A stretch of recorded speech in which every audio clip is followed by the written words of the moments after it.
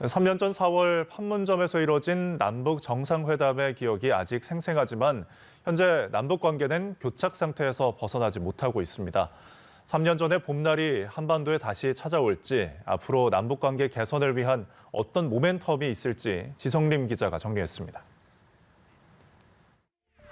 2018년 4월 27일 판문점 남측 평화의 집에서 열린 남북 정상회담은 전 세계인의 이목을 끌었습니다.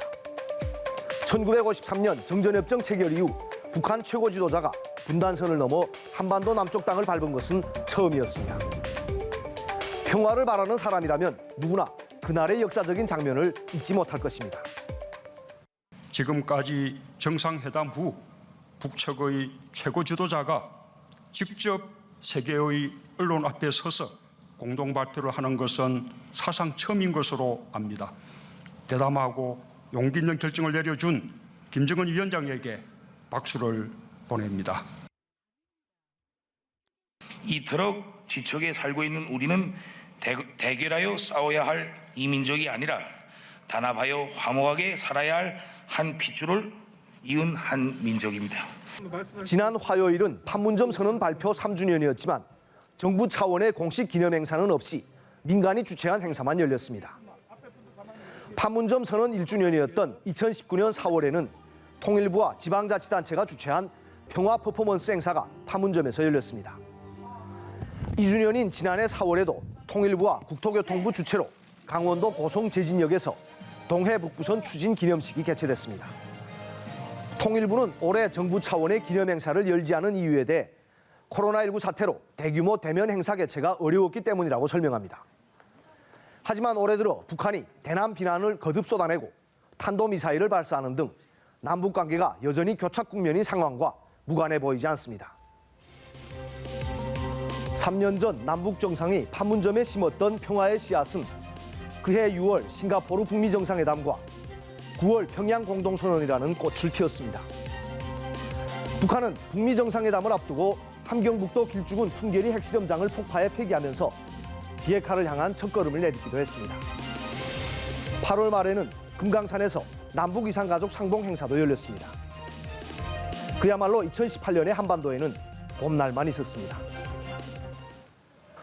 그러나 평화의 씨앗은 끝내 열매를 맺지 못했습니다. 2019년 2월 하노이 북미 정상회담 결렬 이후 북한은 비핵화 의지를 포기하고 대화에 대한 흥미도 잃었습니다. 북한이 문재인 정부를 징검다리 삼아 미국과 핵협상을 타결하려고 했던 만큼 북미 대화 결렬은 남북관계 경색으로 이어졌습니다. 지난해 6월에는 북한의 개성 남북 공동연락사무소 폭파와 함께 남북 간 모든 연락 채널이 끊겼습니다. 올해 들어 북한의 대남 비난 수위도 높아졌습니다. 남조선 당국이 그처럼 바라는 3년 전의 따뜻한 봄날은 다시 돌아오기가 쉽지 않을 것이다. 북한 최고 지도자의 여동생으로 3년 전에는 평화의 메신저였던 김여정은 현재 막말 제조기로 변신했습니다. 3년 전 남쪽 땅을 방문했을 때 문재인 대통령을 바라보며 활짝 웃던 그녀는 지금은 문 대통령을 겨냥해 원색적인 비난을 합니다. 이처럼 꽁꽁 얼어붙은 정세에서도 문재인 정부는 여전히 봄날에 대한 희망을 포기하지 않고 있습니다.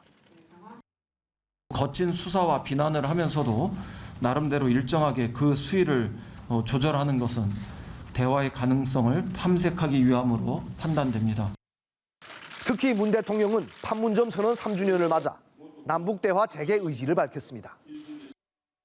이제 오랜 숙고의 시간을 끝내고 다시 대화를 시작해야 할 시간이 다가오고 있습니다. 진통을 겪으면서 얻은 교훈을 바탕으로 평화의 시계를 다시 돌릴 준비를 해야 할 때입니다. 정부 당국자들은 임기 종료 때까지 남북관계 개선을 위한 모멘텀이 여러 차례 있을 것이라고 말합니다. 5월 하순으로 예정된 한미 정상회담이 대북 정책을 긴밀히 조율하고 발전적으로 나아갈 방향을 정립하는 계기가 되길 기대합니다. 북한이 지난달 초 도쿄올림픽 불참을 선언했지만 올림픽까지는 아직 시간이 좀 남아있고 또 국제올림픽위원회가 나서서 북한의 올림픽 참가를 설득하는 것으로 알려지면서 여전히 도쿄 접촉을 기대하고 있습니다. 정부는 또 올해가 남북이 동시에 유엔에 가입한 지 30주년이 되는 해라는 것을 강조하고 있습니다. 이 때문에 올해 유엔 총회도 하나의 계기가 될 수 있다는 주장입니다. 그리고 베이징 동계올림픽도 임기 종료 전에 치러진다는 점에서 남북이 다시 만날 수 있는 계기로 거론됩니다. 정부는 코로나 국면에서도 남북 회담을 할 수 있도록 영상회의실을 만드는 등 어떤 형식의 대화에도 다 준비되어 있다는 입장입니다. 나아가 올해 상반기 중에 남북 관계를 복원하고 하반기에는 한반도 평화 프로세스를 본 궤도에 올려 세운다는 목표도 세웠습니다. 미국의 대북 정책이 마무리되면서 불확실성이 거쳐나가는 올해 상반기가 남북미 모두 함께 다시 한반도 평화 프로세스로 나갈 수 있는 절호의 기회이고 최적의 시간이라고 저는 생각합니다. 문제는 문재인 정부의 이러한 희망과 노력에도 북한이 호응하지 않으면 대화가 성립될 수 없다는 겁니다. 이인영 장관이 거듭 강조하는 상반기는 이제 2달밖에 남지 않았지만 북한은 여전히 남쪽에 눈길도 주지 않고 있습니다. 북미 대화나 남북 대화에는 전혀 관심이 없는 듯 노동당 관련 회의만 연달아 개최하며 내부 결속에만 힘을 쏟는 모습입니다. 하지만 북한과의 협상은 지금까지의 역사가 그래왔듯이 가능성의 예술이라는 지적을 곱씹어볼 필요가 있습니다. 바이든 행정부의 대북 정책 로드맵 윤곽이 드러나면 북한이 어떤 식으로든 반응할 가능성이 있습니다. 대내외적 여건이 좋지 못한 북한으로서도 달라진 대미 관계 속에서 큰 틀의 돌파구가 필요하기 때문입니다. 특히 한미 정상회담 결과를 지켜보면서 향후 행보를 고민할 것이라는 관측이 나옵니다. 북한이 어떤 식으로 나오느냐에 따라 정부의 상반기 중 대화복원 구상이 현실이 되거나 아니면 물거품이 될 수 있습니다. 연합뉴스TV 지성림입니다.